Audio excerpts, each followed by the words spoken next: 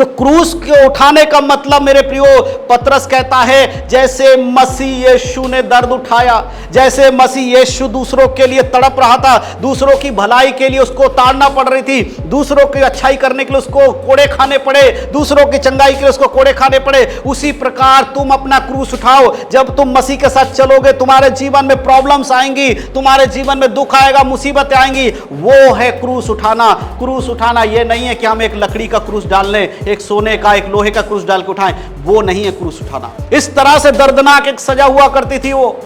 और क्रूस की मृत्यु जब यीशु मसीह को दिया गया तो रोमी साम्राज्य के लोगों ने उसको क्रूस की मृत्यु नहीं दिया। उन्होंने नहीं कहा कि यीशु मसीह को क्रूस पे चढ़ाओ, उन्होंने कहा हम इसमें कोई भी पाप क्रूस की मृत्यु के योग्य नहीं देखते हैं। लेकिन यीशु मसीह को क्रूस पे चढ़ाने के लिए किसने जोर दिया? उसी यीशु के लोगों ने, उन लोगों ने जो खुद परमेश्वर के लोग थे, उन्होंने खड़े होकर कहा इसे क्रूस पर चढ़ाओ। ऐसा भी इतिहास बताती है, क्रूस की मृत्यु पे 5-6 दिन तक लोग लटके रहते थे, 5 और 6 दिन तक। और उस 5-6 दिन में कई बार तो चील कौवे भी आकर उसको नोचते थे, तो उसका हाथ बंधा हुआ, वो अपने ऊपर से किसी को भगा भी नहीं सकता है। इस तरह दर्दनाक मृत्यु, उसके बॉडी सड़ने लगती थी तब भी वो जिंदा होता था कई बार। क्रूस उठाने का अर्थ क्या है?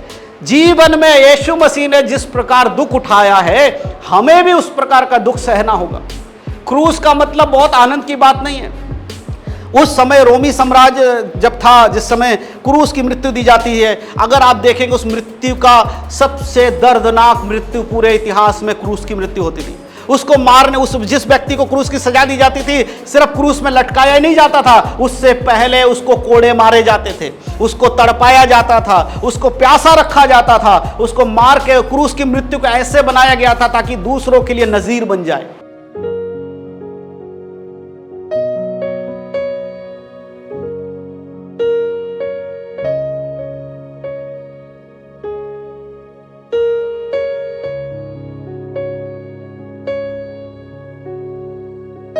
यीशु मसीह का वचन कहता है अपने आप का इनकार करना और अपना क्रूस उठाना एक मसीह के लिए बहुत जरूरी है। अपने आप का इनकार करना सिंपल है कि जो हमारा स्वभाव है उसको हमने छोड़ दिया है, पुराने स्वभाव को। अब हम मसीह में हैं, हमारी एक नई पहचान है, हमने अपने आप का इनकार किया। अपने आप का इनकार करना ये नहीं है कि हम अपना नाम बदलते घूम रहे हैं, अपना ड्रेस बदलते घूम रहे हैं और अपना घर बदलते घूम रहे हैं तो हमारा हम यीशु की तरह बन गए, ऐसा नहीं है। अपने आप का इनकार करना सिंपल है कि हम प्रभु के वचन में चलते, आप सांसारिक बातों में मन नहीं लगाते। लेकिन यहाँ प्रभु कहता अपना क्रूस उठाकर मेरे पीछे हो ले।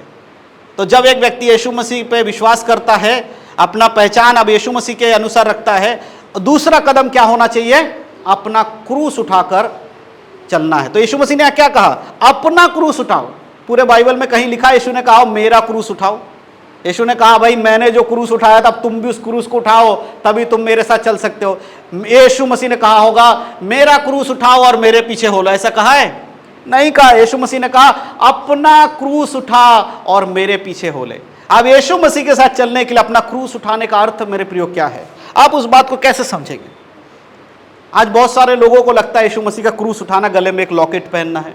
एक लॉकेट लटका ले तो हम क्या कर रहे हैं? अपना ही क्रूस उठा रहे हैं। हमने बनवाया जी, सोने का लॉकेट है क्रूस का, हम पहन रहे, ये हमारा क्रूस है। ऐसा नहीं है। बाइबल ये नहीं कहती कि आप कोई क्रूस पहन लो अपना बनाकर, उसे उठाकर चलना यीशु मसीह को क्रूस को उठाने वाली बात है, नहीं। यीशु मसीह यहां पर आत्मिक रूप में आपको समझना होगा कि क्रूस उठाने का अर्थ क्या है, क्रूस उठाने का मतलब क्या है। आज इसके लिए एक वचन हम पढ़ेंगे, पहले पतरस की किताब के 4 अध्याय, और उसका मैं आप लोगों के लिए पढ़ूंगा 1 से लेकर 2 आयत। अब ध्यान से सुनिएगा।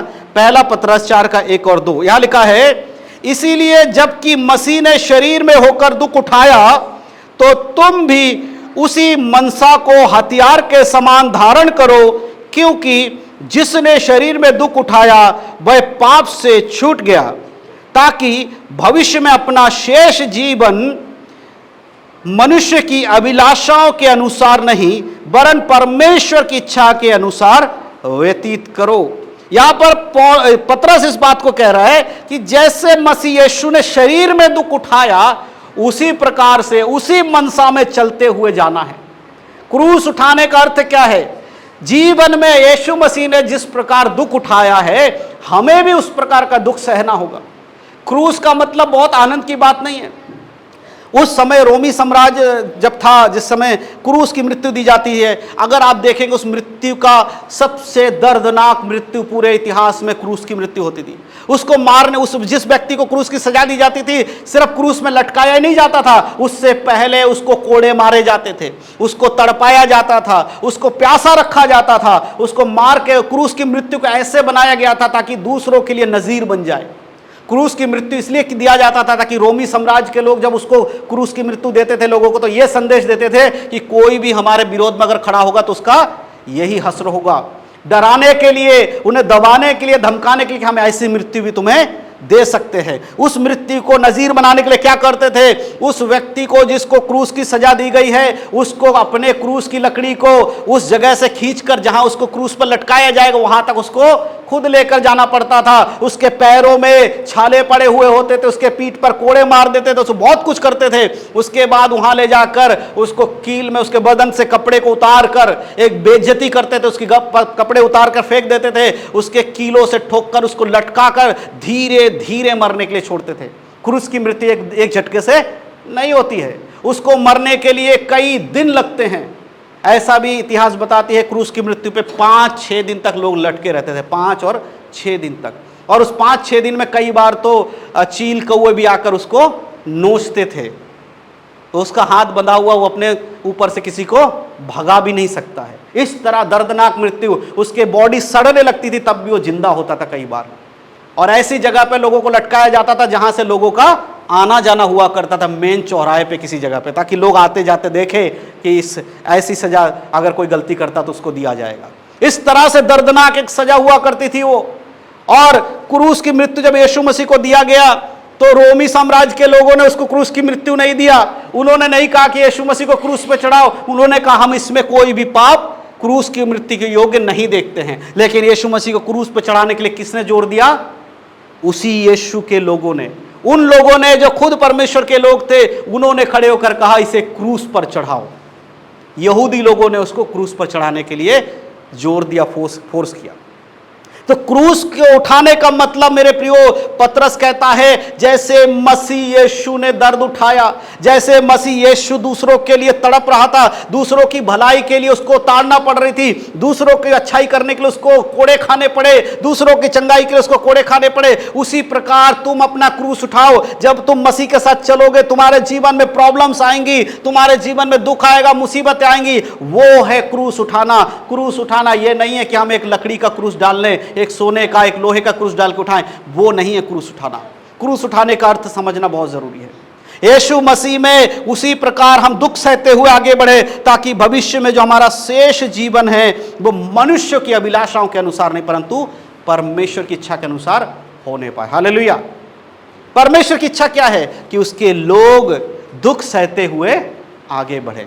यीशु मसीह क्या चाहते हैं? कि हम कष्ट में होकर चले। यीशु मसीह चाहते हैं कि हम दुखों में होकर अगर हम बढ़ेंगे तो हमारे साथ कौन है? यीशु मसीह है, हमारे साथ परमेश्वर है। जब हम बहुत ही मुश्किल हालातों में चलते तो हमारी हाथों को थामकर हमारे साथ कौन चलता है? हमारा परमेश्वर हमारी अगुवाई करता है। एक और वचन निकालेंगे, प्रेरितों के काम, प्रेरितों के काम उसका 14 अध्याय। क्रूस के उठाने के विषय में हम चीज़ों को सीख रहे हैं। प्रेरितों के काम उसका 14 अध्याय निकालिए और उसका 22 आयत में आप लोगों को पढ़ता हूँ, ध्यान से सुनिएगा। 14 का 22, और यहाँ पर हम कुछ बातों को ध्यान देंगे। यहाँ लिखा है, और चेलों के मन को स्थिर करते रहे और ये उपदेश देते रहे कि विश्वास में बने रहो, और ये कहते थे हमें बड़े कलेश उठाकर परमेश्वर के राज्य में प्रवेश करना होगा। हालेलुया। ये प्रभु के चेले हैं, पौलुस है, पतरस है। ये लोग यहाँ पर क्या कह रहे हैं? यहाँ पर भजनकार क्या, जो वचन लिखने वाला व्यक्ति क्या लिख रहा है? कि कलेश उठाकर हमें परमेश्वर के राज्य में प्रवेश करना है। कोई आनंद की बात ऐसी नहीं है कि बहुत ही खुशी के साथ हमें परमेश्वर के राज्य में प्रवेश करना है। क्रूस उठाना यानी कि कलेश सहते हुए वो दूसरों को क्या ढांढस दे रहे थे, एक दूसरे को क्या सिखा रहे थे? कि तुम्हारे अंदर विश्वास बढ़ना चाहिए। यही लिखा है ना वचन में। चेलों को मन को स्थिर करते रहे और ये उपदेश देते रहे कि विश्वास में बने रहो, विश्वास में बने रहो। क्योंकि कलेश आने के बाद सबसे पहले इंसान का विश्वास कमजोर पड़ता है। जब किसी के जीवन में मुसीबतें आती हैं तो सबसे पहले उसके अंदर क्या परेशानी आती है, उसका विश्वास जो है वो कमजोर पड़ने लगता है। Hallelujah, hallelujah. विश्वास को बनाए रखना है और कलेश उठाकर प्रभु के राज्य में प्रवेश करना इतना आसान नहीं है जो हम समझते हैं कि बस चर्च में आकर हालेलुया हालेलुया बोलने से हम प्रभु के साथ चल रहे हैं। यीशु मसीह ने क्या कहा, जो कोई मेरे पीछे आना चाहता है सबसे पहले अपने आप का इनकार करे और अपना क्रूस उठाए और मेरे पीछे हो ले। तो क्रूस उठाने का अर्थ यही है कि आपके जीवन में प्रॉब्लम्स आएंगी, आपके जीवन में कलेश आएगा, दुख आएंगी, मुसीबतें आएंगी, अशांति आपके जीवन में भर जाएगी। यह है आपका क्रूस। जब आप इन चीजों को अपने जीवन में देखते हैं उसके बाद भी आप अपने हाथों को उठाकर कहते हैं, परमेश्वर तेरा धन्यवाद, तूने दिया, तूने लिया, तेरे नाम की महिमा हो। और प्रभु मैं विश्वास करता हूं कि ये सारी चीजें मेरे जीवन से आप दूर करेंगे। जब आपका विश्वास प्रभु में ऐसा होगा, मुसीबत के समय में भी अगर आप परमेश्वर पे विश्वास करते हैं, बीमारी के समय में भी अगर आपका विश्वास परमेश्वर पे है, यीशु मसीह पे है, तो आप अपना क्रूस उठाकर चल रहे हो। हालेलुया। यह है क्रूस उठाना। क्रूस उठाना वो नहीं है जो आज लोग समझते हैं। क्रूस उठाने का अर्थ है अपने जीवन को परमेश्वर के वचन में चलाना।